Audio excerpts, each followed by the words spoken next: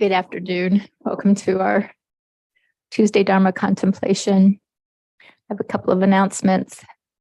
We're in the process of moving over to our new Dharma Center. If you would like to help us in the future, whenever we have another day, we're going to be organizing to make some more move. Please let us know. Here, you can talk to either Busita, Venerable Soma, myself, for further information. We also will be starting services over there in January around the 10th. That will start, the hour of those will be at 11. If you'd like to offer donations for us as we're making our move, and just in general, because we're needing things to furnish, and food and clothes. What else do we need? Food, I think right now. Yes, food would be great. And anything that you have in your heart that you would like to donate for us as well would be much appreciated. We have a Donna shop in the Mother House. If you stop by and see our current location, come in through the front door, over by the stairway. There are lovely things out there for you to look at, and also make any donation there as well. Believe it or not, I can't believe this one snuck in on me. What is today? December 20th. What is tomorrow? Winter solstice. Please come. We will be having a meditation at 6:30. So please join us for that. Thank you. Tomorrow night.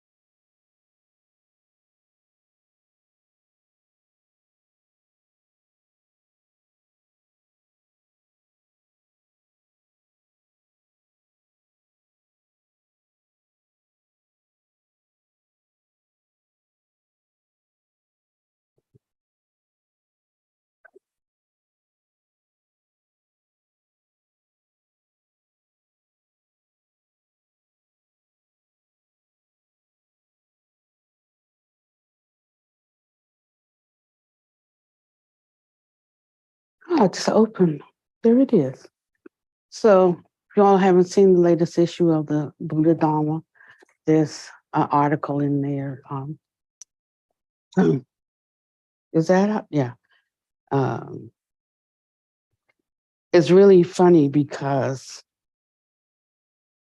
I sent a revised, what do you call it, bio, because I really wanted to claim my relationship with Buddha Master. And it was pretty long too, gee. But I'm verbose. But it wasn't just me. They were asking, there were 4 of us in the forum, and the question was, how do we cultivate Dharma teachers? And I got an apology. I haven't seen the article yet, but I got an apology from them that somehow the only thing that didn't get included was our revision about Buddha Master, about me being Buddha Master's disciple. And I don't really think that's strange at all. And there was this profuse apology, and I'm sorry if I hurt you or offended you that we didn't get your teacher in there. Because they're very comfortable with me. They're not very comfortable with Buddha Master. It's just too much in your face truth. So I told her that hurt and offense was not in my vocabulary. If so, one needs not be a teacher. They still one who needs to be taught. So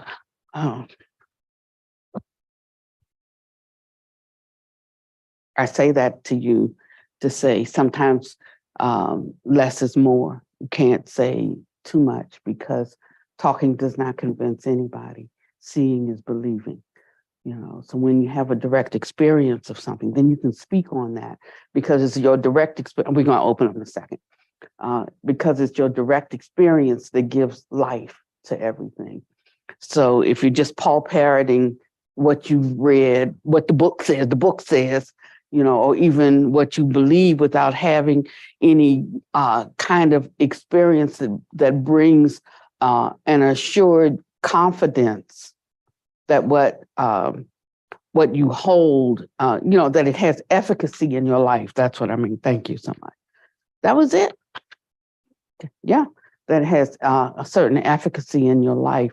Then it won't have the dunamis, it won't have the power, it won't unleash the power to transform others. So you might as well not be talking, but when you do have it, then when you speak, you can say use very simple language, very mundane language, very ordinary language, but yet it has a certain power inherent or embedded in it that liberates living beings.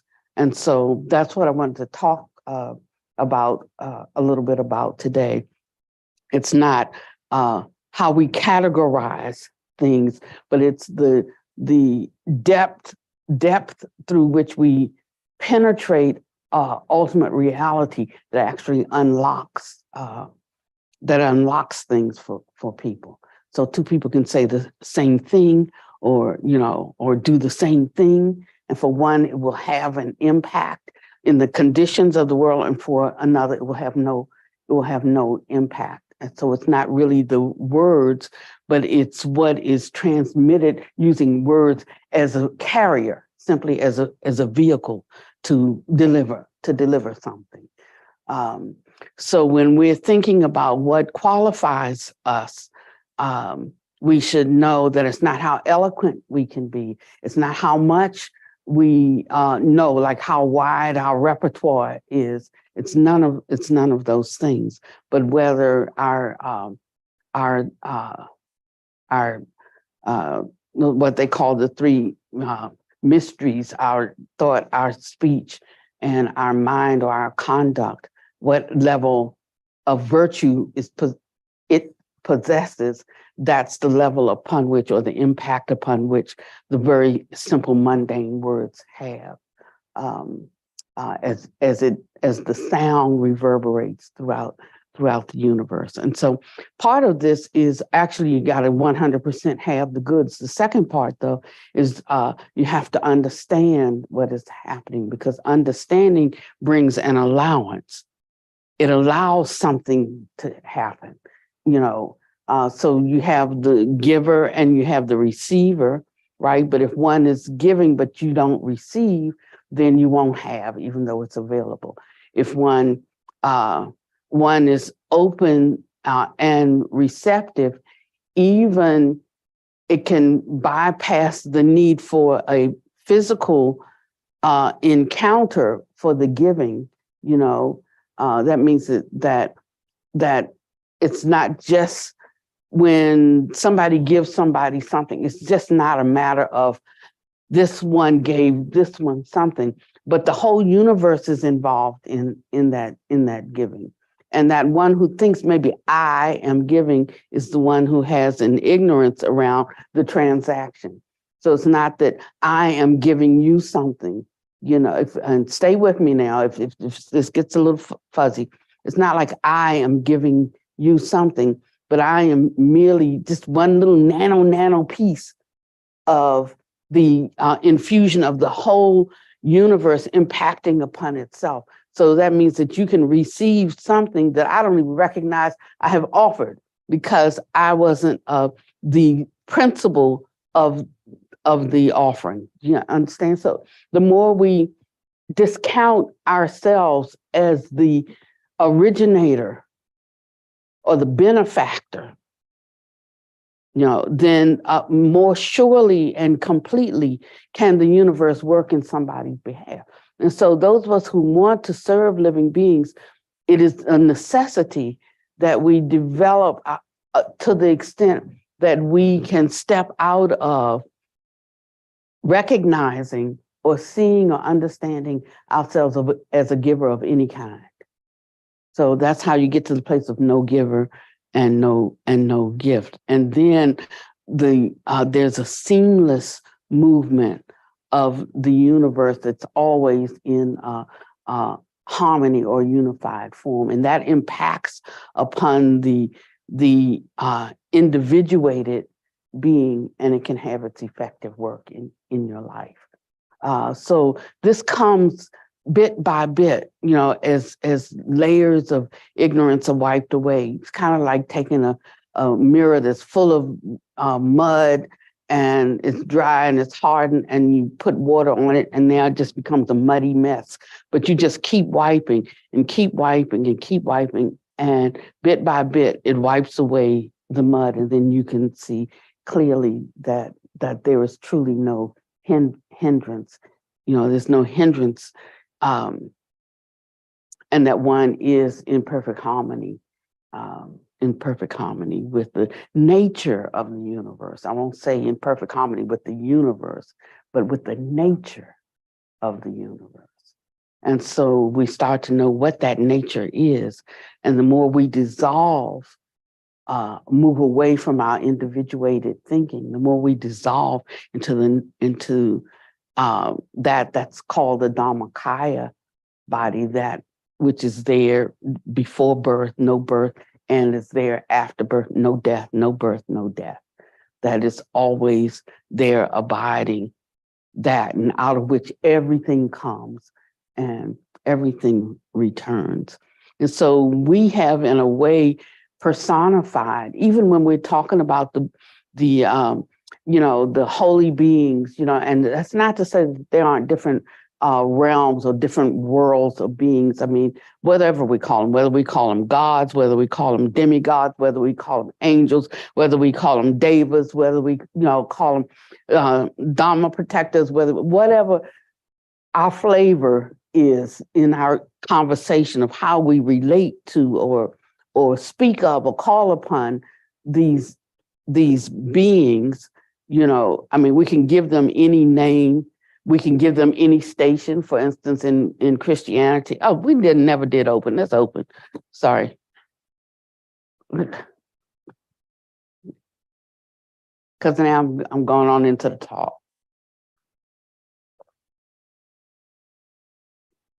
once the stream starts. It's on. Once, take the seat.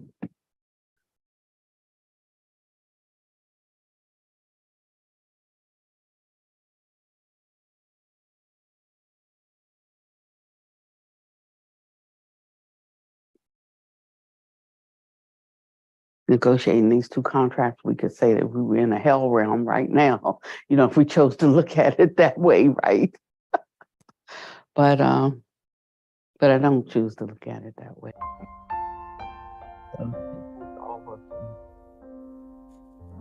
Incense burning, all space is filled with the fragrance. All Buddhas smell it from afar. Auspicious clouds gather everywhere.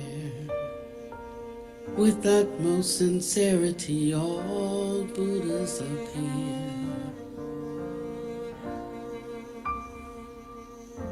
We pay homage and offer clouds of incense to the Bodhisattvas and the Mahasattvas. We pay homage and offer clouds of incense to the Bodhisattvas and the Mahasattvas. We pay homage, we offer clouds of incense to the Bodhisattvas and the Mahasattvas.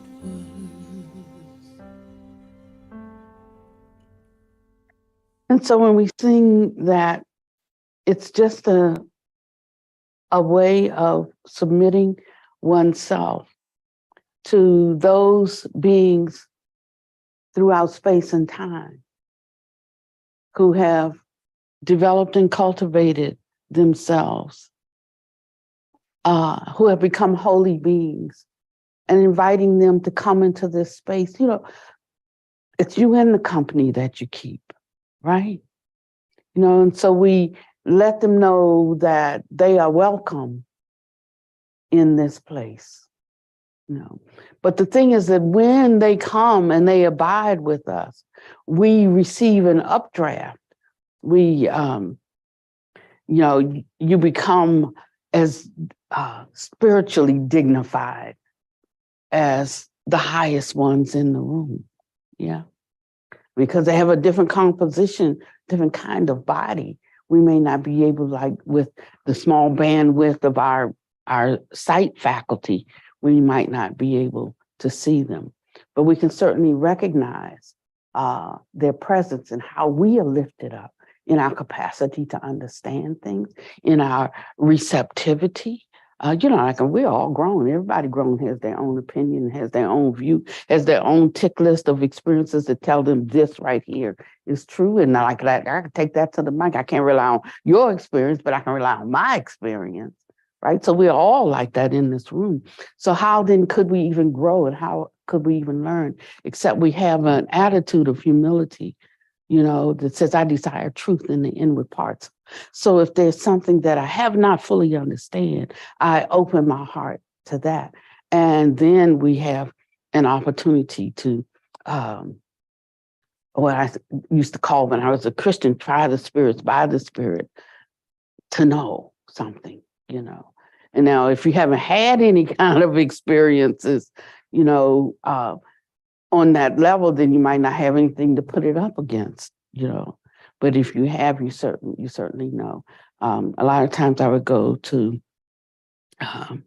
church, and it would just upset them so bad because I already have this idea about what Buddhism. I won't say what Buddhism is because they don't know, but they have an idea about what it is not, And it's not us. It's not what we do, And so there would be anxiety because it was difficult to deny that there was some harmonious movement or flow of something that they might call divine and we call holy, but that's divine and that's your holy. So they were like separated by labeling, by the outward characteristics that we established to set us apart from one another. And so that's our main problem as now it's the human condition, that of differentiation. And it's one reason that in order to move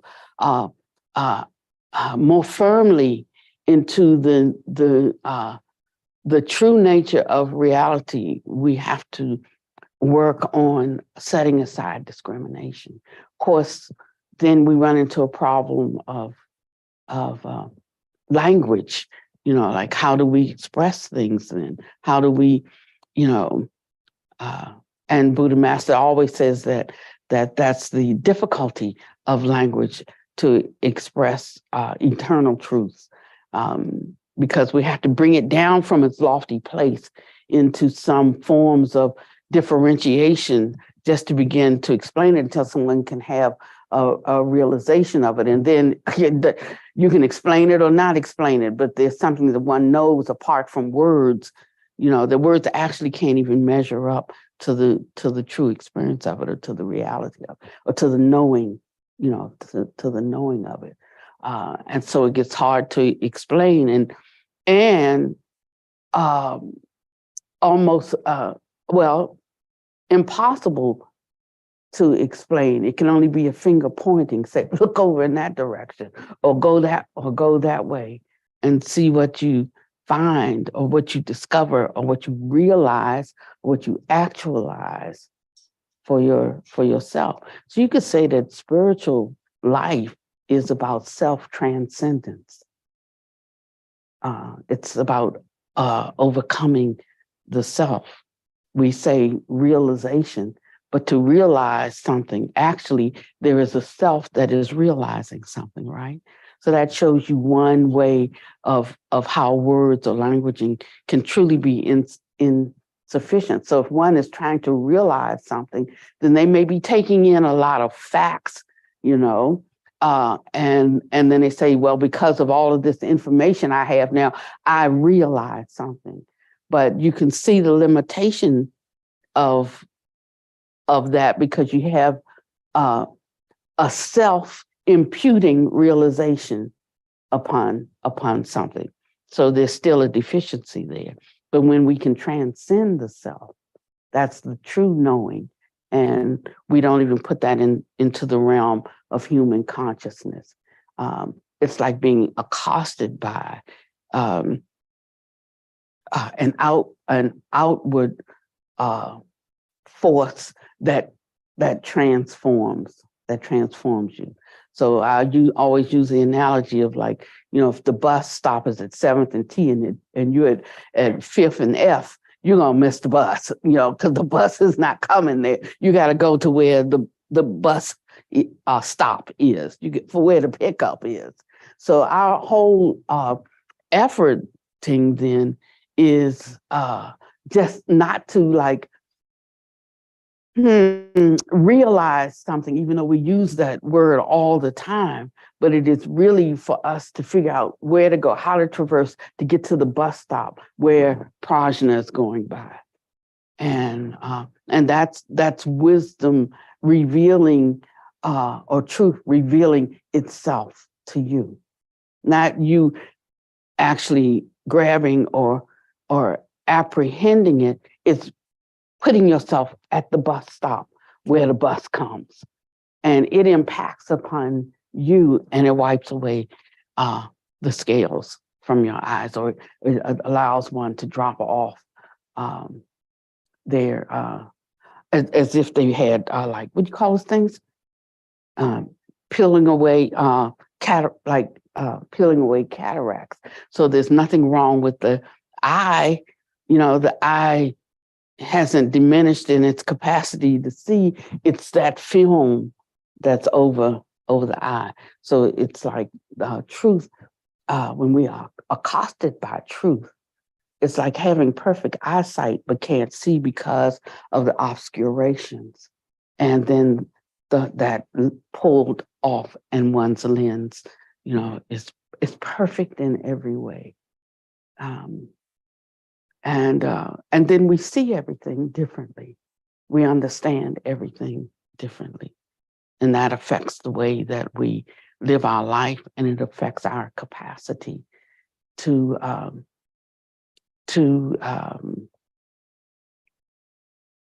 impact the lives of others without us ourselves really doing anything. So it's not so much what we do, but just becoming, dropping off the self-awareness.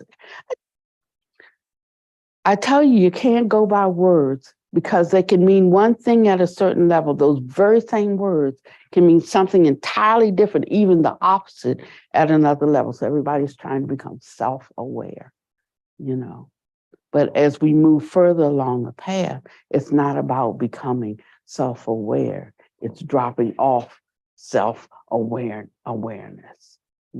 So we have to be careful about what words we continually use, because they can be taking us like in the opposite direction, right, of what we're trying to say and what where we're trying to go in our selflessness as opposed to our self-fullness. So in one part of the journey, one is really trying to become aware, to know oneself. Like knowing oneself is like, I know when I've been good and when I've been bad, regardless of whether you know or not. I can make it appear good when inwardly it's really not. It's self-serving, self-seeking, these kinds of things. On another hand, I cannot be so skillful. Maybe I'm not so skillful in my ways, but yet there is a certain purity behind that. The intention was really good, and maybe just the skillfulness is not so good. And we, as we become more discerning, we know whether this looks good, but there's a not so good intent behind it, or whether this doesn't look so good, but they really mean well, and these are the fine differences, and that determine how well we are able to move beyond the ordinary, appearances. So how we can see and we can know something deep within. It's not always to reveal. It's not always to tell. Sometimes it's just something to know. Sometimes something can be happening, and I get that little voice in my head say, "Did you see that?" It's nothing for you to do about it. You don't have to try to fix it. You don't have to try to speak to it. You don't have to try to tell somebody else about it. I mean, it can become a teaching moment that you can use to share in a broad sense. But everything that we realize or recognize is not for us to do something about. It's just for us to know something. And what that does is it strengthens or it deepens our own faith, or it might arouse our questioning, so that, you can't answer a question that hasn't been asked.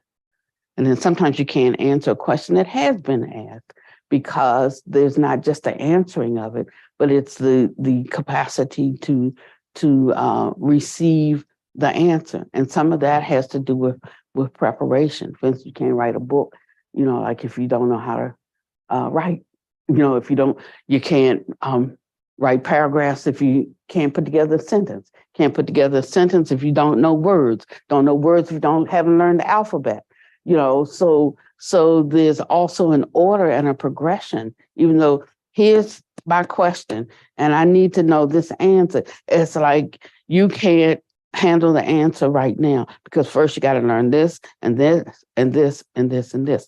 So once you learn all of that, either now you'll know the answer yourself, or you can ask the question, and when the answer comes, you'll be able to understand it. So the whole purpose for asking a question is what? To be able to understand, right, to understand the answer.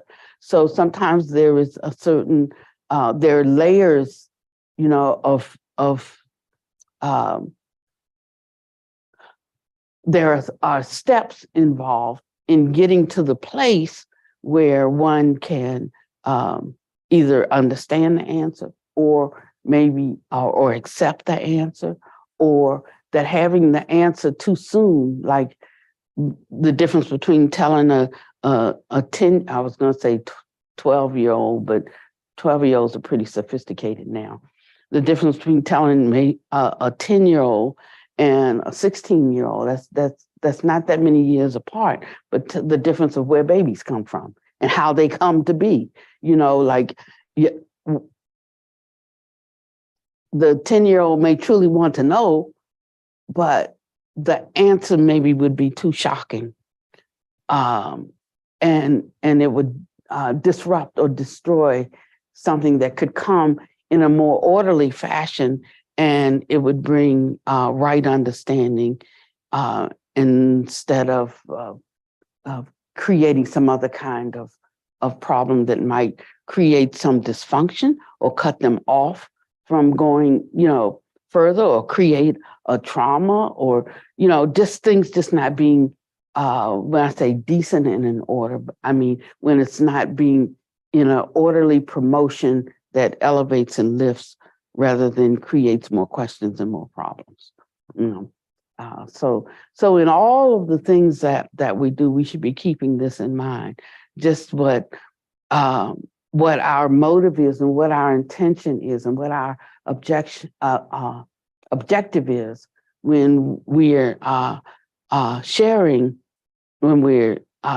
spiritual truths. It's for the purpose of a person truly benefiting, truly understanding, and it's serving the right meal at the right time. So don't give them, a real, maybe, well, I was going to say don't give them a real heavy meal in the morning, because we call that dinner, but actually the health gurus say that should be your most substantial meal in the morning. I eat in the afternoon, like late afternoon. Every once in a while here, I'll eat a little something because you also selfishly prepare food, and I feel bad not eating, but generally eating at 1 o'clock or 2 o'clock in the afternoon is still too early for me. So I generally eat around 4 or 5 or 6 or 7 or 8 o'clock in the evening. So I would never make it as a pure Theravada, because I couldn't do my meal before noon. My body functions a different way. So I eat late, like 6 o'clock in the evening as my first meal. Then everything works fine in my stomach if I eat it in the morning. I carry the food around all day, and it doesn't feel as good for me. So we have to know our own characteristics, and rules are made to help guide us. They're made for people. People aren't made for rules. And if we don't understand that, then while a rule is made or designed to sustain, to support our growth and our development, it's not like a battering ram or a rod to beat us into line. And if you hold rules in that way, they are helpful to you. If you don't, they are harmful. They are harmful to you. So what, does that mean that we throw out rules? No, we don't, but we understand that they're made to support us at our spiritual endeavors, and not that we're made for rules. Now, I say that because in this training that we go through, to that step-by-step training to get us to this place where now we can function without rules, I mean, that's where you ultimately go, where one does not need a rule. One is firmly established in right thought, in right speech, in right conduct. I mean, because that's the only place you use spiritual stuff, right? I mean, spiritual stuff is no good just to be rolling around in your head, quoting, scripture and sutra. I mean, it serves no useful purpose right there. It only serves purpose in the lives of men. And so 90% then of our spiritual practice is not the worship and the homage that we offer. That's just something for us to help us have the right approach to life, the right attitude for high and holy things, the right for the cultivation and the development of humility, so that we don't think higher of ourselves than we ought to think, or higher of our group, or higher of our clan, or higher of our society, or our country, or our race, or our whatever. It's designed to break down those things so that the one who is the greatest of all is the least of all. So we have to understand what these things mean, and we have to really embrace it as truth. And we have to really walk it out so we can say these things. But is it really true to you in the inward parts? That's the question. So when I was ordaining as a monk, we have a lot of pomp and circumstance, and in the countries that embrace, Buddhism as their primary religion, and it's been that way for thousands of years. Like any place you go, they're bowing to the Buddha, they're touching the feet of their teacher, even the kindergarten teacher. So one time they saw a video of me in India, and the people in the village were lined up and they were touching my feet, and they were saying, "Oh, look at her, she's over there with those folks, and now she's letting them worship her." No, it wasn't about that at all. But that's the way that they show honor. It does nothing for me, but it does something for them inside. That how they respect the religious leaders, the ones who give them spiritual guidance, and not just spiritual guidance, but they needed physical help. They said, "Come over here and teach us, the Dharma," because the Dharma has left India. Buddhism was wiped out by the Muslims when they came and invaded, and so most of the Dharma has left India, and it was replaced, by the Hindu system, which is tied up into caste, and caste is not. Caste is partly around color, but it's also partly around, I can't say race because they're all of one race, they're just different colors. So it's partly around color, and it's also partly around status, mostly around status. So those who were priests, who come from a priestly lineage, they're the highest ranking in the country. Next would be those who are of the warrior caste, and who are administrators of provinces and so forth. That's the next caste. And then you have the merchant class, the entrepreneurs, the business people who keep a society running. That's the next class. Then you have another whole category of people who do things like the laundry and so forth, just the more mundane things that undergird society. That's the next one. And then you have the lowest caste, which is called the untouchables, and they're considered non-human, like they don't even proceed from their personification of the ultimate divine. So they didn't come from his head, from his heart, from his loins, or from his feet. They didn't come from any part of God. They're considered non-humans. Those are the Dalits. And now when I went over there, I didn't know that. I just thought, like they got whatever they have. Every society runs different. They have a caste system. And I read about what it was, and I understood. I thought I understood. But once I got over there, and we're walking down the street one day, and I'm watching the brother that I was with, and he's hopping here and he's hopping over there. And I'm like, "What are you doing?" He's saying, "I'm watching the sun, the angling of the sun and where the shadow falls." He said, "You can get killed here as a Dalit, because if your shadow falls on a Brahmin, one of the noble class, then they're considered unclean, even if my shadow falls on them." And I'm just taking them all through the city. We're going every place, because I'm thinking like I'm Black in America, so I understand things that we got some freedom, personal freedom. Freedom comes from within, right? So I'm just boldly walking on through. And then he says this to me. you know? And I'm like, that's a real thing? He said, oh, it's a real thing, you know?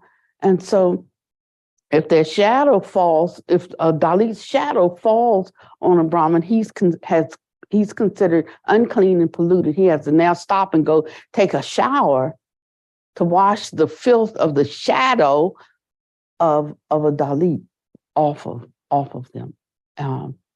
And so, and depend on how upset that Brahmin gets, determines whether you get beat to death by the other Brahmins who are around, and so I learned something firsthand when I was there, about other things besides sticks and stones that can break your bones, and I learned that words can hurt. It was a whole different orientation. I thought like I'd seen it all. I know it. I know the whole story, but I had no reference for this level of it's fear for every one of them, not knowing whether their loved one will come home anytime they venture outside. And so that's why, I started thinking, like, I'm coming here to help. I can't help these people, I'm looking and they're always clustered where they can, live. And it's always like downstream from in the village, so that, they use, everything is mostly outside, running water. All your filth runs downstream. They don't really use toilets. They think natural is better. So like the poop just drops in a hole and the Dalits scoop it up every day. They don't have like sanitation centers, so like it gets like dumped somewhere and the rain just carries it downstream. And that's where the Dalits live. So their children play in that polluted water. They bathe in that polluted water. They wash their rice in that polluted water. And the food you serve them has been, but I ate it when I was there. And some of the people with me said, we're going to die, Panawati. Then I said, well, like if we die, if we perish, we perish. But one thing we know is that at that time of going out, we were in our bodhisattva mode, and but we didn't get sick. We didn't do anything. Sometimes the field workers would bring us food because we were like laboring out in the field. We were building wells and so forth, and they would bring us food here. And I would just like cringe in the beginning because I would look and I'd see an old lady coming across the field with a pot. And I knew she had cooked food. Mostly it would be like chickpeas and stuff like that. Were you there that time? Here comes a little pot. And I'm like, oh. And then, scoops in to give us chickpeas to bring us lunch. And everybody's looking at everybody. What are we going to do, Paniwati? We'll just eat it. And we were protected. Nobody got sick. Nobody died. And it was so different from when I first came. The first day I came and arrived, we stayed at the Buddha Hotel.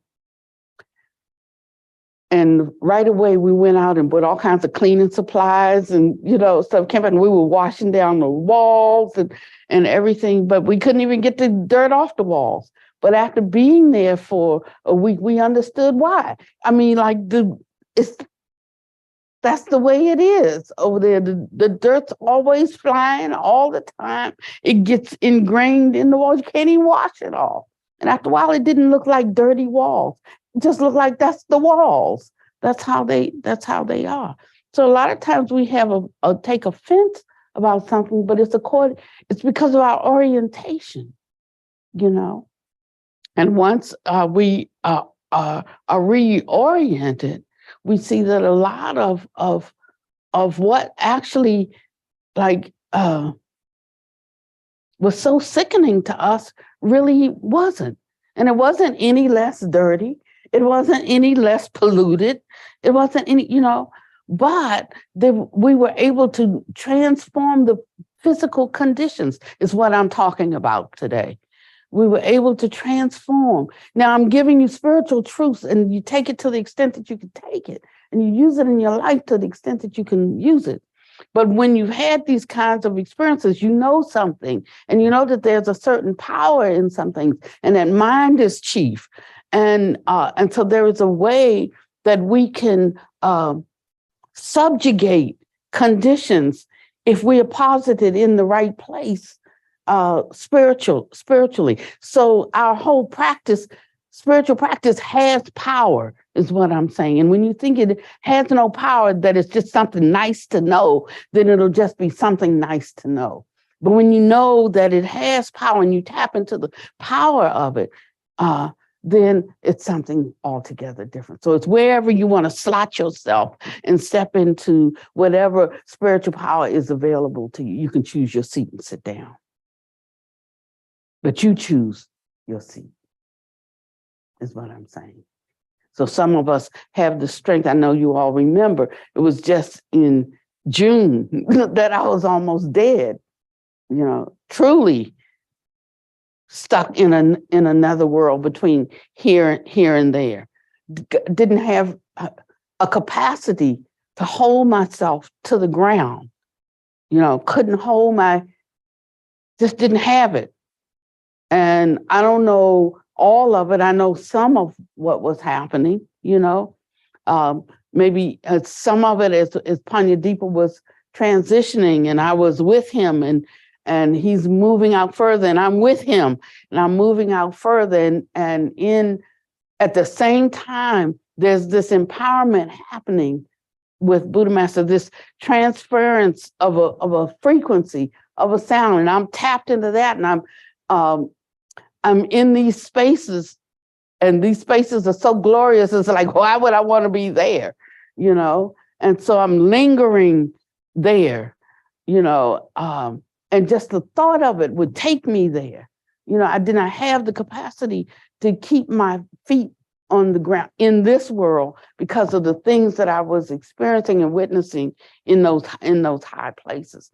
And it's not like we have something and then like we just build a house and we stay there.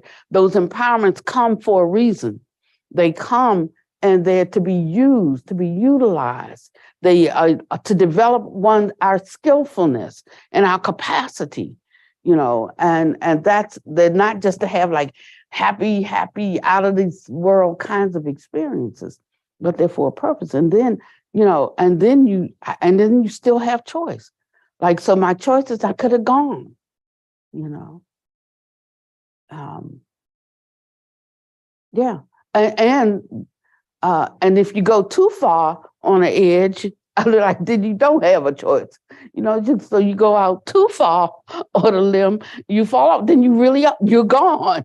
You're like, oops, I didn't mean to go that far out, but that's what can happen, our stability, our capacity to hold ourselves, and that's where training and discipline come in.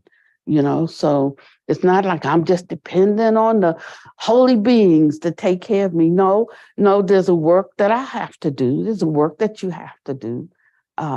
That's the difference between being a baby and being a spiritual grown-up, is whether one is just constantly relying on the spiritual grown-ups to take care of me, or whether I grow up into the fullness of the measure of the stature of the holy ones. And that's what the object of the inquiry is all about.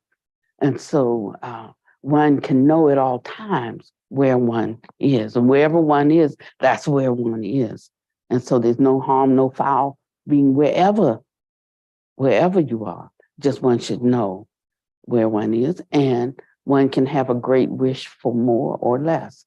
When I was a young adult, very young adult, like 18, I'm like 18, I'm grown now. I'm ready to move out of my mother's house, and I got my own ideas about how life should be lived. And I'm ready to do that. And she said, but it's going to be hard out there. No, what's hard is following your rules here. So that's what's hard for me, So I moved out. Now I'm in a different kind of hard. The hard is like figuring out how you're going to keep the lights on. No furniture, you buy bean bags for $6 or $8, and that's your furniture, your bean bags, and you're sleeping on the floor, and your mother want to give you a bed, but you're too proud to take a bed, all these kinds of things. That's a different kind of hard, but we're choosing, we're choosing our hard. That's what I will say. We're constantly choosing our hard. And what the sages do is they try to show us a more excellent way. And when we look at that more excellent way, we're like, man, that's hard, until we start to see how really hard our way is. And that's when we begin to like, well, maybe I can give some of that a little bit of a try. Kind of goes against the grain for me. But then so we grudgingly, maybe try to implement something or try to understand something or try to comply with something or try to do something, And this is just ordinary life. How we progress is a little more difficult for us as adults because we're not as compliant as we are with children. That's why we accuse children of trying to be little grown-ups when they, we even say it ourselves. We know us. We call them like, so you think you've grown. That's the first thing that comes out of our mouth because we are grown. And I get so when children start to have their own views or, things like, so you think you've grown, huh? And that's our issue. We think we're grown. And so it's very difficult for us. It's the hardest thing for us. And so a lot of our capacity to grow stops because we think we know, we think we're the experts. Whatever the lens through which we see the world, determines what the world is for us. And so some of us are scientific-y, some of us are religious-y, some of us,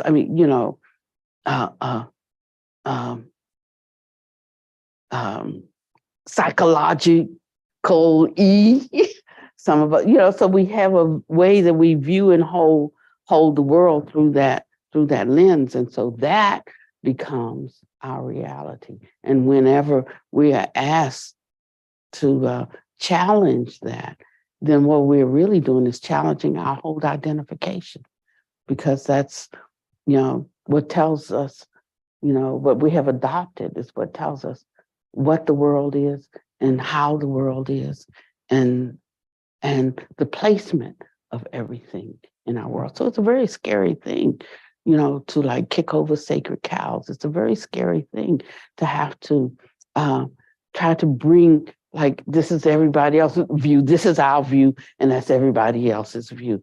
But it's kind of difficult to bring ours down and bring others up as maybe being as equally valid, or like understanding where it is, like every view is not valid, like we like, can we all just get along? Not if you're standing on my neck, so every view is not equally valid. And when we try to make it so simple as every view is valid, then we're going further off than if we thought, that nobody's view but mine is valid, because it basically amounts to the same thing. There's going to be total dysfunction because you have different minds, you have different propensities, you have different ways of seeing and understanding and knowing something.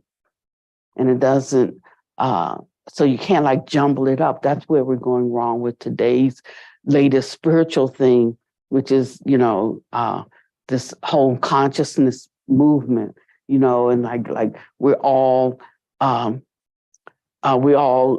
equal, but equal is as equal does, And so these are things that we have to watch out for, that we don't create a dogma, but that I don't have a problem with the word religion, but we don't create a dogma, but that we actually live out whatever we hold to be true and the direction in which it's going. So I can hold this to be true, but I can't say, and this only is true. I have to be flexible, inquisitive, investigative enough to be adding to that. And this, I can say, is true for me. My experience says this is true, but it doesn't mean this only is true. And so I wanted to share something in my last 10 minutes. That was just the foundation for what I wanted to share. So we were out at the Miracle Temple last. That's what it's called, Miracle Temple, Buddha Master's place. Okay, yeah. So we were out at Miracle Temple, and while we were there, they had an intertantric Dharma assembly, and some of the implements were left from that assembly, and that particular assembly was to sort of like swear in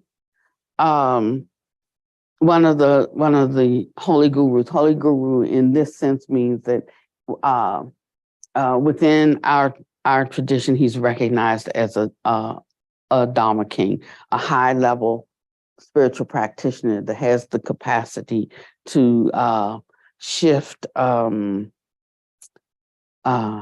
change elements, to modify elements. So it can make something heavy light. It can make, it can shift. It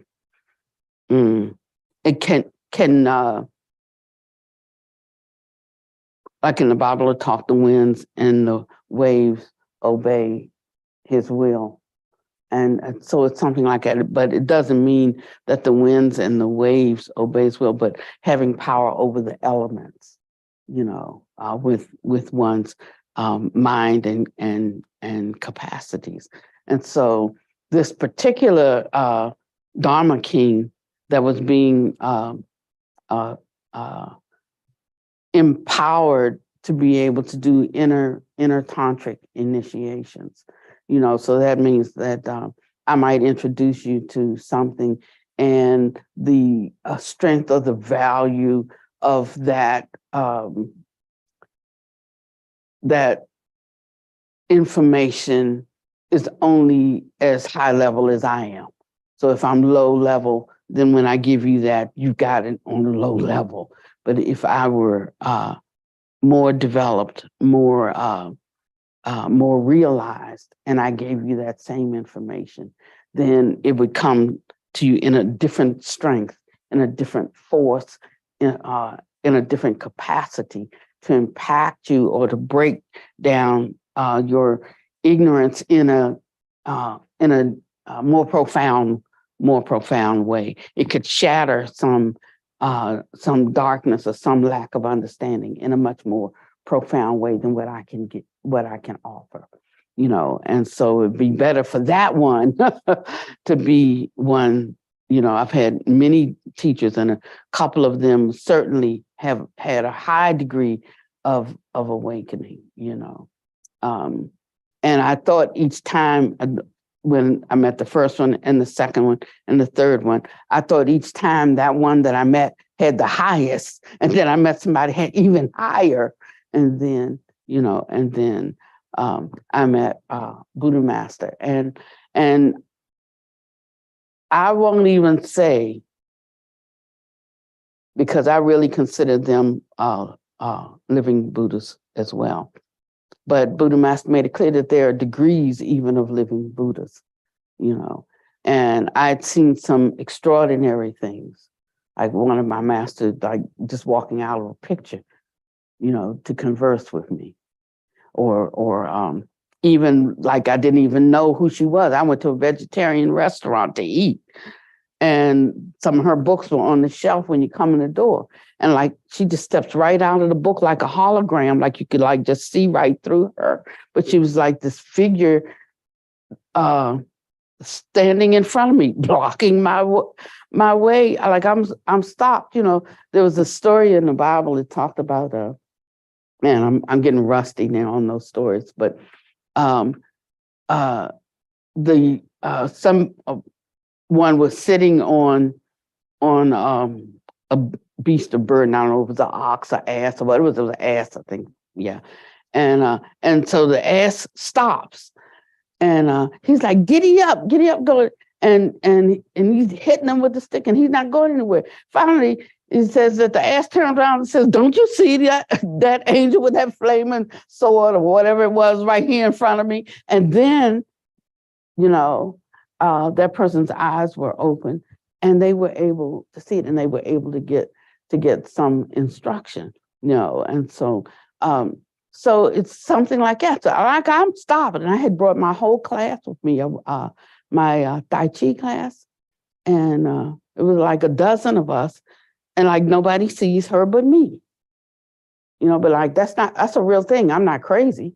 I mean, that's a real thing. And I'm sitting there, and I'm so overcome by the energy of her presence, that I'm having a literal meltdown standing there. And then a waitress noticed, and she comes over to me and she whispers in my ear, did you just see our master? I said, yeah. I mean, like, I still see her. She's right here. So would you like to know what that's all about? I said, yes, I would. And so she just ushered me into like this little back room and put on a video. And I watched this video about Master Ching Hai and, her spiritual awakening and what her role is now to guide living beings who are seeking something. She's an answer to, the seeking to guide them towards how to unpack and find out the answers for themselves. Not giving the answers, but saying, go in this direction. So that's how I ended up being with her. And of course, everybody that was with me ended up being with her. I just got an email from somebody in the Sangha, and they said like, no, this, I don't believe in this. I don't believe in this. I don't believe, I don't hold that to be true. This is what I think about that. He said, but I do believe, and this was wonderful. It's a new thing because it wasn't always, but I do believe that, he said, but I have faith in Panyawati, and I do believe because of that, I believe her Buddha master is a realized being, So you never know what impact you have on people. I'm not saying anybody's got to believe he's realized. I just know that he is, but there was a time when that person was like, nope, I don't believe in realization in that way. And I don't believe these words are inspired, and I don't believe that they that high level either. And, but just gradually things are shifting just by the effect that one can see of the whole process and what's happening with others. Then one who wasn't a believer becomes a believer. Believer in the sense of not having blind faith, but having confidence in what they can recognize is real, you see. So we shouldn't try to like do a big thing. We should just be ordinary. We should just be natural. But if there is any virtue there, if there is any power there, it will manifest by itself. So we don't have to come up with a new jargon, a new way of talking, speaking in the third person, because now I've gotten rid of the I. So like, yeah, you know what I mean? I mean, we read about some of these, and that just means they didn't get it, because there still must be some way that we have of relating to one another. you know, and best in the most ordinary forms. And then you find that there's a transformation of the ordinary into the extraordinary, and yet it's not aloof in the ways that we have thought of what aloofness is. It just means an elevated consciousness. Aloof doesn't mean separate and apart. And that's where we've gotten it wrong. So we have our spiritual people, you know, and they are aloof from, you know, the lay people or from ordinary people. And you can know that's a whole miscommunication, misunderstanding, and they low level. But it means that high in energetic vibration, high in unifying, in a unifying field, that having the strength and capacity to bring others up into one central field or one central space. And so we start to maybe understand things that we couldn't really understand apart from being in that field, because it is part of the field is subjugating ignorance. It's tapping down some propensities that we have in us. It's just like if you burn a certain fragrance of oil, that it has in it a quality, part of its nature, the nature of that, a part of the nature of that scent. Is that me? Am I? Part of the nature of that scent is that it impacts upon our senses or our nervous system in a certain way, that it calms it or it soothes it. We don't call that a miracle, though, right? We just call that the quality of that essence. Yeah, but we can say that those essences have qualities. But then when we look at human beings, and we say that we are maybe in our own mind, the highest structural phenomena, sentient structural phenomena that we know of, or most of us know of, we can say, but yet if we have any kind of quality that can do that, we think, oh, that can't be true. But we think like a oil essence can have miracle qualities. But we think not humans. We can't have those kinds of capacities. That just doesn't figure and doesn't compute. So then we can't really benefit sentient beings in the way that we could if we understood of ourselves as instruments in this kind of way. But we have to step away from life becoming one big make me happy place to step into this, and to not just to understand it, but to be able to use what's truly available to us. So then a miracle is really nothing more than, like you might call it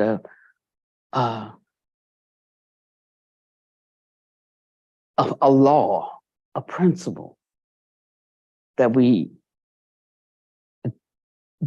don't understand yet or have not accessed yet, just like the law of aerodynamics or flight supersedes the law of gravity, saying if I jump out a window, I'll go down. But yet we have vehicles and we can take them up and defy the law of gravity. It doesn't mean the law of gravity doesn't exist. It just means I don't know the law of aerodynamics. Or I do know the law of aerodynamics, but I don't have the equipment I need to make the vehicle that, that allows me to supersede.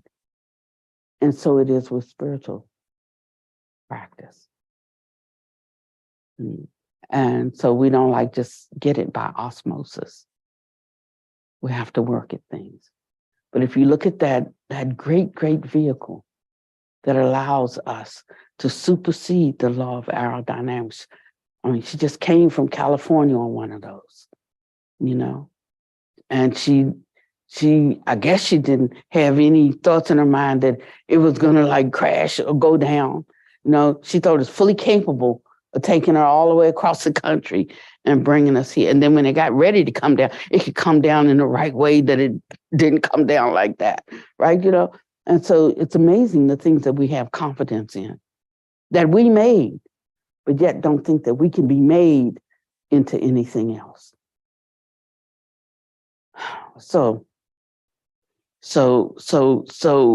But if you look at that piece of equipment, that vehicle that we've been made, it's just made out of, I don't know, metal and rubber and, and you light some gasoline and you put some gizmos on it and flaps and turn them a certain way so that when you have a speed going, a velocity, if you turn the flap, it gives you lift. I mean, if you take each one of those things, it's not spectacular. But when they all come together, then it creates something that defies many laws that we know are absolutely true. And that's how we talk about higher truths and higher truth and higher truths. It doesn't negate the lesser truths at all. They're still those truths. So within, say, Christianity, we have three heavens. The Apostle John said, I was in the third heaven on the Lord's day, whether in the body or out of the body, I can't tell you. Something was happening. I can't tell you whether I was like here or not here. I understand what that means. Now, somebody else who might read it, they may not understand what that means. So they'll make it mean whatever they understand. But I understand what it means, whether in the body or out of the body. Couldn't tell. But in our cosmology, we have 31 planes.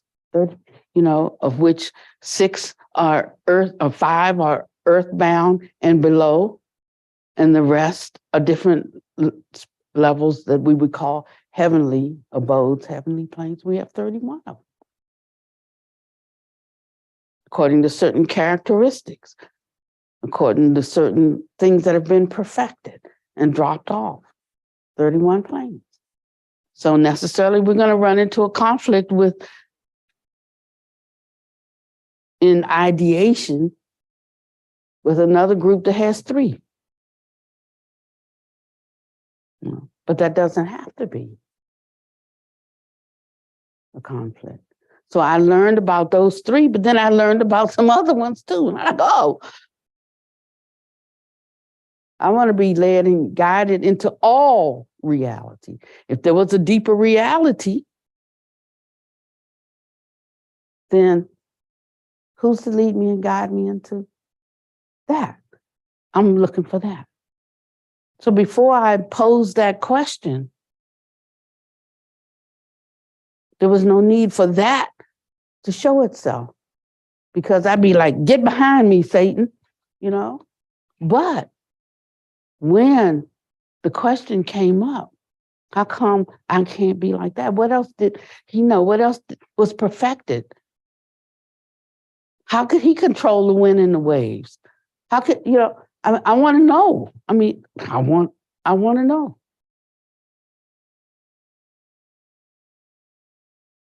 And Peter saw Jesus walking across on the water. And he said, Lord, if that's you, like just in case it wasn't a ghost or apparition looking like Jesus to fool him, the drown. He said, if that's you, bid me come. He said, come, Peter. And Peter started walking on the water too. So it wasn't just Jesus, it was Peter. Until Peter looked down and said, wait a minute, I'm walking on water. Dropped right down to that ordinary mind and started sinking. So it's not just what is, but it's where one's own mind is. So no one can take you up into that higher mind. That's a journey. That is the path. The path is not knowing more. The journey is the elevation into the higher mind. And to go higher, one has to not be afraid or so tightly grasping what one already knows. So for me, the sky is the limit, you know, truly.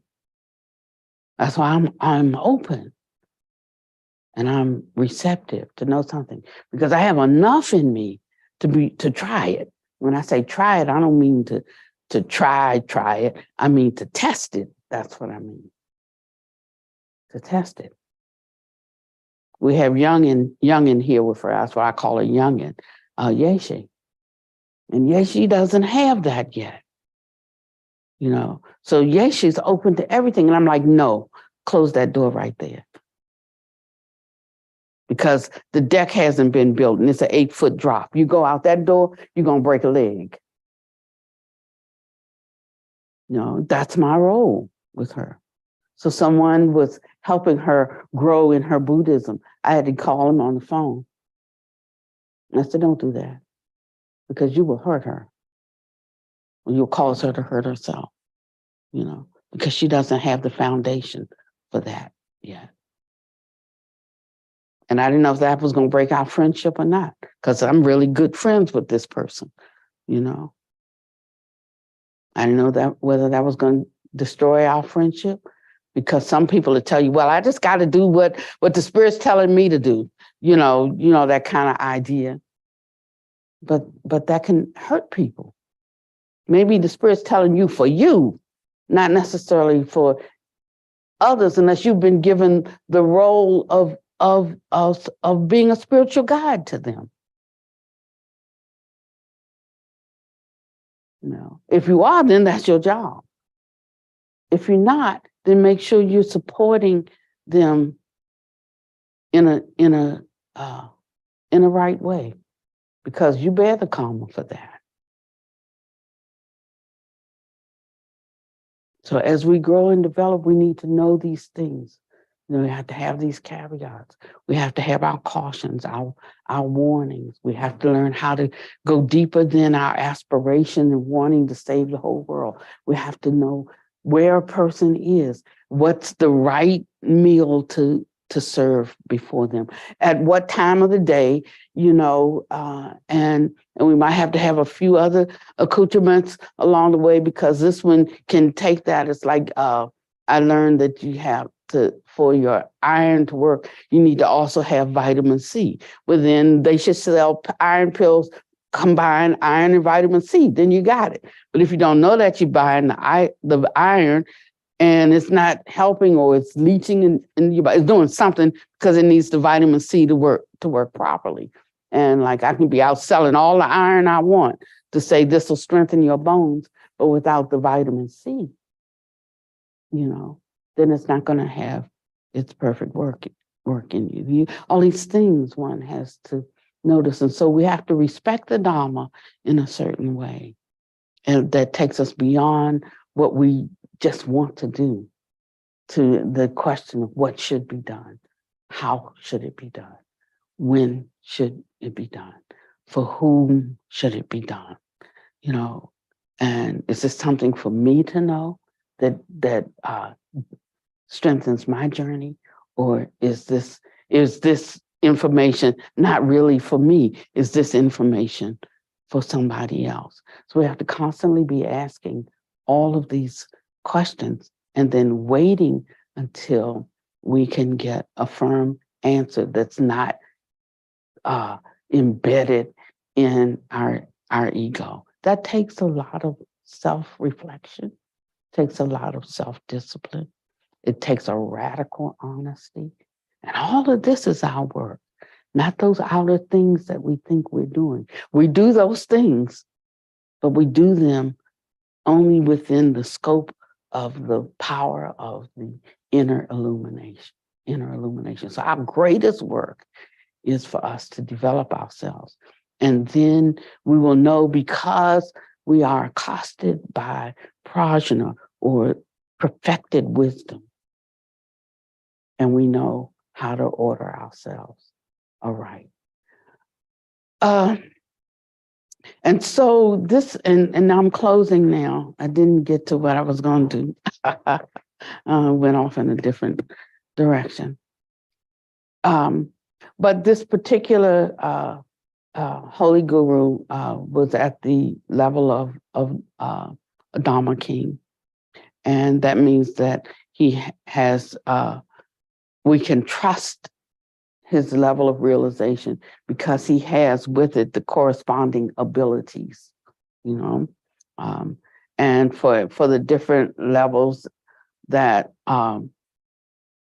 they were like, if you think you are at that level, that spiritual level of a Dharma king, you can call and prepare to take the exam, you know, and the exam is a spiritual exam where they ask the beings to come and do some things, and then they will validate and say, this one's Dharma can be trusted, you know, because he has demonstrated his capacity, you know, to function in these ways and to control the elements and have the wisdom that when he speaks, it dispels ignorance and those kinds of things, you know. So all of these years that I've been a spiritual teacher, you know, when I found a more excellent teacher, I dropped my words, you know, and so I'm learning a new vocabulary. So for the past almost 2 years, I've had to like untie knots. That was Panyawadi. That was Panyawadi's teaching. That was Panyawadi's view. That was, you know, based on what I knew before, you know, until, you know, they were like, well, who are you? Like, honestly, I'm being transformed into somebody new. So you can just forget who you thought you knew, because she's gone. She's fading away. You know, and I have no problem with that. None at all. Because they want to offer the highest and the best. And so I'm learning something, you know, completely new, or definitely new, but also a different way to articulate what I already knew, that is maybe more effective in loosening people's knots, but without the taint of Panyawadi in it so much. You see what I mean? And so this particular Dharma king, and it just shows you, like, he's not a monk. He's actually in China, he was a strong man, you know, one who like pulls 21 cars and stuff like that, and lifts all of these thousands of pounds or so forth. So he's that, and he had just won a 7 world competition, you know, and he comes to so they have a test for everybody according to what your claim to fame is in the world. So they had this pestle with, you know, all of these weights, and I think it was 1,800 pounds or something like that. And so his to prove that he had supernormal strength, he had, you know, he had to lift it, yeah. And so also there was an 89-year-old Dharma practitioner. I think he was also a Dharma king. He was 89, crippled, his fingers all crippled up because he's 89. You know, old age, sickness, and death, it befalls all of us if we live that long. So 89, he's all crippled, and they had this, you know, test of lifting the weights. And although this strong man was able to lift the weights, the 89-year-old lifted the weight too. And he had not done any weight training. He'd only been a practitioner of the Dharma, learning Buddha Master's Dharma. And so he lifted, I think it said 100,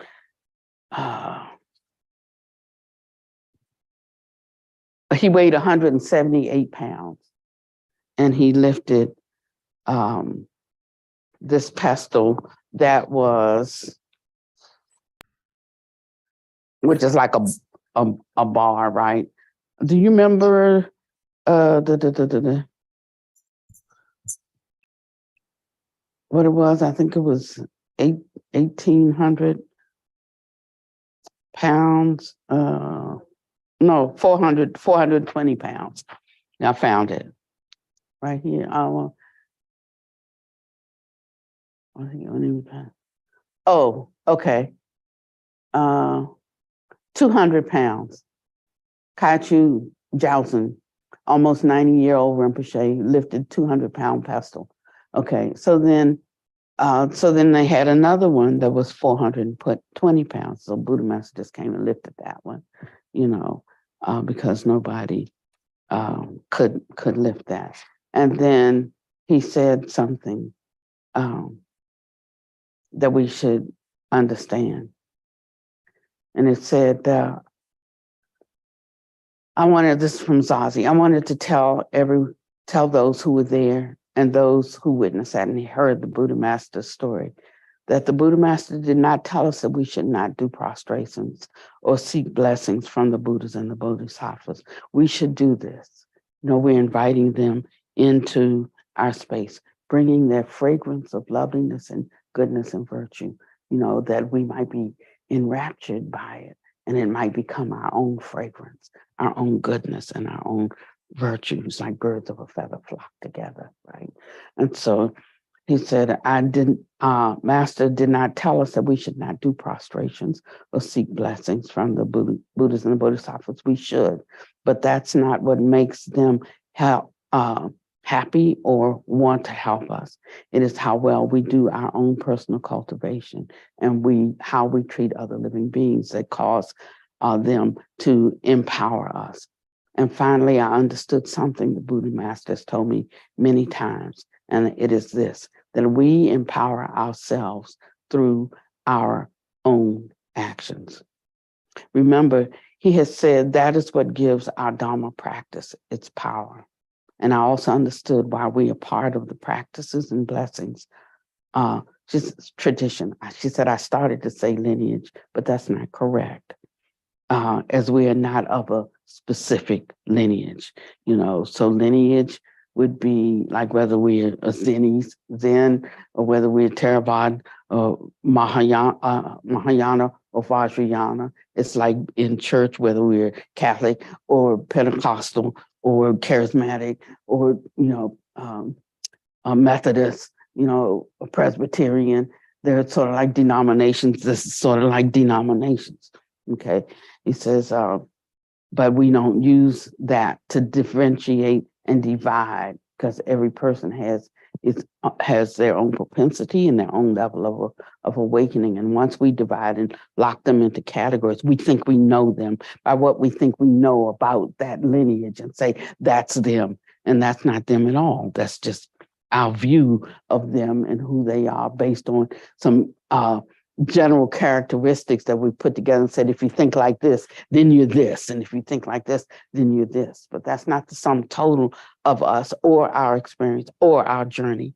So it creates a false dichotomy. And so it's limiting. So we should just get rid of it. So she said, we're not part of a special lineage. Everybody is like, what's your lineage, And we even have clothes that identify. I remember one time I was speaking somewhere, and there was looked across the field, and here was a Tibetan monk, and he was looking around, happy to see somebody, that he could relate to. He was all the way across the field, And he did like this. And then he came trucking over, and he got close enough to see me. And he recognized that my uniform, although it was Tibetan, it wasn't like in the right order. For instance, I wear my shirt on the outside instead of on the inside because I just like the way it goes like that. And he vectored off it. I said, wait, come back. You don't have to run away from me. We're all brothers in the Dharma, but he was scared of me because I wore my shirt in a different way. That meant I wasn't like authentic in the way that he sent, because I just see this as so much clothing. Even the title of a Rinpoche, which means a precious one, and they speak of it being, a reincarnate. Well, we're all reincarnations, actually, if you get right down to it. And so it can be one who has in this lifetime developed to a high level. That's also a Rinpoche or a precious one, but that's only if you're Tibetan. If you're Theravadan, there's no such word as Rinpoche. So I'll never be a Rinpoche, although in my tradition, I am or lineage that I was ordained in, one of the lineages that I was ordained in, I'm a venerable. But within our Buddha Master's traditions, I'm not a venerable, And so I was thrown by, like, what's my identity when I first came? How will they know who I am? And so I said, okay, Buddha Master, can I switch over from being a Theravadan, to being, a Vajrayana, just transfer my ordination over here? So then when I'm around all of these people, I'm dressed like them and I look like them and they identify with me in a certain way. He said, absolutely not. So what he was saying, well, you got to work that out in your own head. If you're concerned about who they think you are, what status they think you have. He said, I'm not even going to touch that. I don't care. And you shouldn't either. You just need to know your own truth, And so there's never going to be, I'm never going to be a Rinpoche because I'm not Tibetan. I'm not, in Tibetan lineage. But if I had been a Tibetan, then maybe I would be. You know what I'm saying? And so when we start saying, oh, a Rinpoche, oh, that's so, because there was only when the Tibetan, teachings came out that suddenly there were these high holy people, that infiltrated the world when they got run out of Tibet. And they put together a great marketing campaign around that. Like, these are the secret people who've been in what do you call it? Shambhala? What's Shangri-La, who've been in Shangri-La, the heavenly world, heaven here on earth. And they sold a good package. And most of them have no training, no real cultivation and development. I won't say no training because they have been trained well. But I'm talking about true realization, different thing. So they're just hanging on their titles. There were empty titles given to them by empty leaders, and we just buy it because we don't know enough. We don't have enough prajna. Not saying that all of them are fake, but maybe they just know what they know and think that's all there is to know. And they're like, that's the way it is. You can't fight City Hall. So they just like, that's the world they live in. Just like in the past, we lived in a certain world, in a certain way, even in our dharmic life, or whatever our spiritual tradition is, according to what we were taught and what we could verify that was true, we lived in that world. And when more comes, if we let it in, but sometimes that takes something that takes like a stripping of us in a way that we just can't bear it. So we just like go with the flow. Just easier. Life is short. Never mind. So it takes a lot of bravery to walk the path of realization. And it takes a lot of allowing the light to come in to our hearts, to know what is true, to know who we are, as human beings, to know and understand the laws and utilize, I won't say control, I say utilize the laws of the universe for the happiness and well-being of sentient beings. And that's what this path is all about. So it's not a, what do you call that, self-development course at all. And we like it when it's self-development, but we don't like it when we start to realize, hey, this is not about self-development. This is about uprooting the self. Then we don't like it so much. Then we fall back on our pragmatism.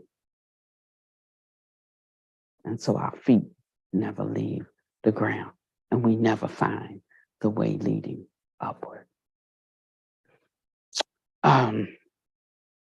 So when they asked them how they managed to like defy sort of the laws of nature to lift these weights, they said it's not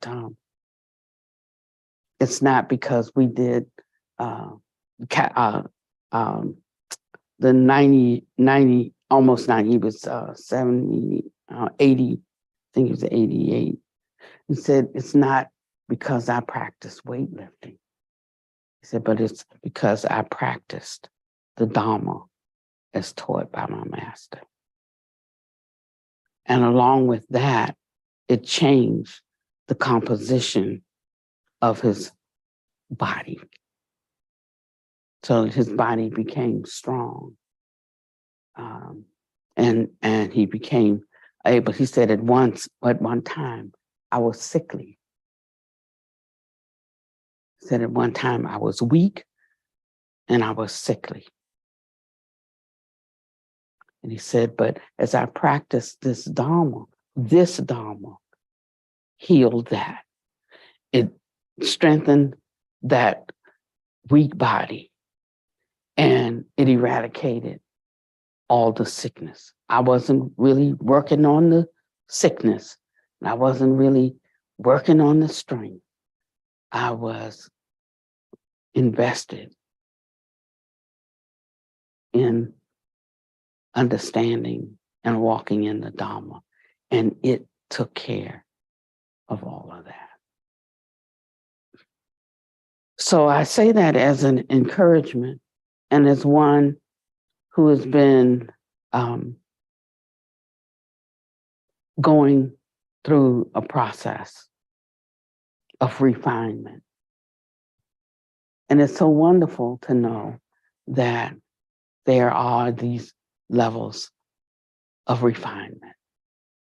I used to always say, well, God, if all there is to know about the holy life is what I know, we're in bad shape. One becomes aware of their limitations only when they know the standard, the true standard. So who and what is your standard? That's the question I ask you today. Are you your own standard? Are you sure that what you know is all there is to know? Are you sure that who you are, the way you are, is the most boundlessly generous and magnanimous way and wise way to be?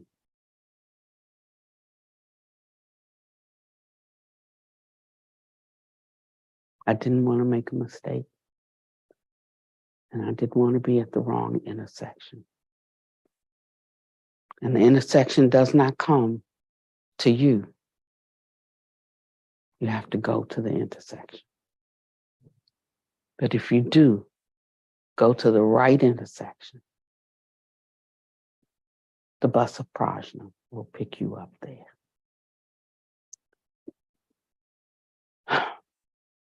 So this is a different kind of striving. not the kind that we think of where we have to work so hard, but we more have to labor to enter into the rest, not thinking so highly of ourselves, not clinging so tightly to our intellect. And it builds a kind of confidence in us that we can loosen and we can set ourselves free. So in closing, there was a song we used to sing in the church.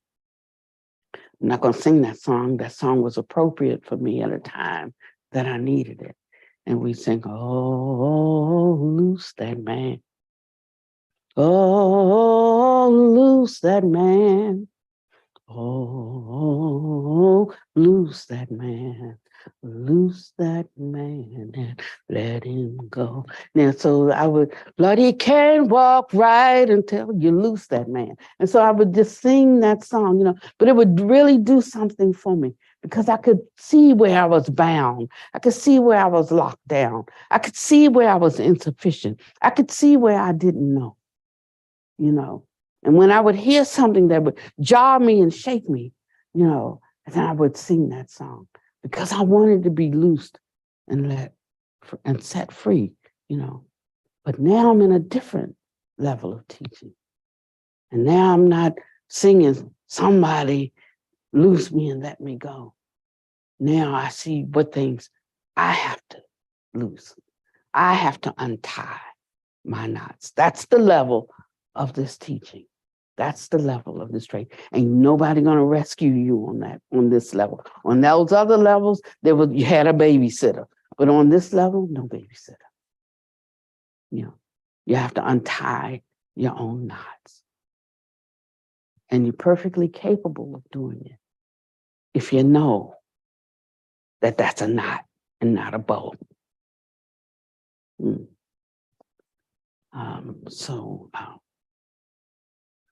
May these words go deep into your heart and your mind. Shine a light in there and bring up something for you around your own walk in truth. May you be well and happy and peaceful and no harm come to you, no danger. May you always be able to meet the inevitable difficulties of life. And when you see me laying out the 8 offerings, this is to carry you all on the table of my heart. There's not an hour that goes by in the course of the day that somebody is not on my heart, that I'm not thinking about something, some thoughts not coming to me, some teachings not coming to me for somebody. And the minute that it comes, I dispatch that on, because sometimes that's the only way you can pipe the sound into somebody's house, So just being a conduit to pipe the sound into somebody's house. So when things come to you, sometimes they're for you, sometimes they're for somebody else. Something comes to me, is this for me? Is this for somebody else? Who is it for? Sometimes I don't even know who it's for, but I take it and I send it. I don't know where, but I'm sending it there to touch somebody. These are songs we used to sing, but they have to become more than songs. They have to become something alive and living. Otherwise, we're just not fit for use. Yeah. Thank you. Thank you.